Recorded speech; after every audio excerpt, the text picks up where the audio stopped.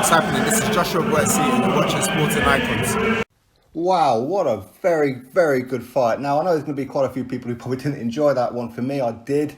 Both guys, for Richard Riakporhe and Chris BILLAM-SMITH, both come to this fight 9-0, both cruiserweights. Excellent fight. I enjoyed it personally. And listen, it was a pretty close fight. And I ain't going to lie, there was heart in the mouth moments. And I'm surprised that the referee didn't stop the fight in round number 7, which we'll get to in a second.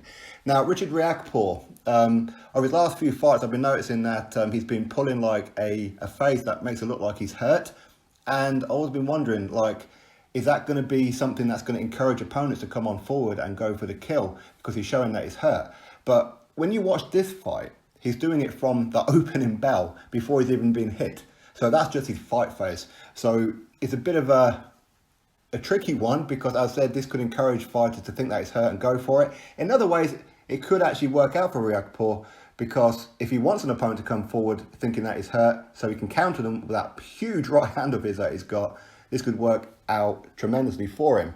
But anyway, this fight was very, very good, very close fight. I think that the first round, I edged it for Richard Riakporhe, and I thought, without going into each round and every round, it was a very, very back and forward fight, and Chris BILLAM-SMITH did excellent, and so did Richard Riakporhe. And Riakporhe was definitely going for the knockout more than what Chris BILLAM-SMITH was. Now, don't get me wrong, Chris BILLAM-SMITH was landing some pretty big shots in this fight. It really was, and he hurt Richard Riakporhe quite a few times, or a couple of times at least anyway.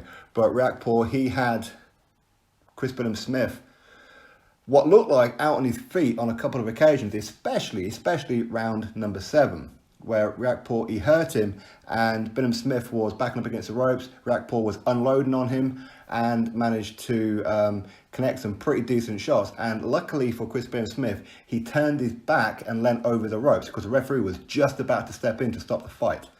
But he gave him a standing 8 count anyway. So that was a 10-8 round for Richard Riakporhe because I thought that Riakporhe was winning that round anyway. And at times, I thought that Riakporhe was throwing bombs when he didn't need to. I think that he is going to have to learn a little bit of patience, but Mark Tibbs, of course, will tell him all that as time goes on, where he needs to learn a bit more patience and not just go for the kill, because he's a very, very good boxer, but he knows that if he hits you, you're going to go. Listen, he's a big lad, he's cruiserweight.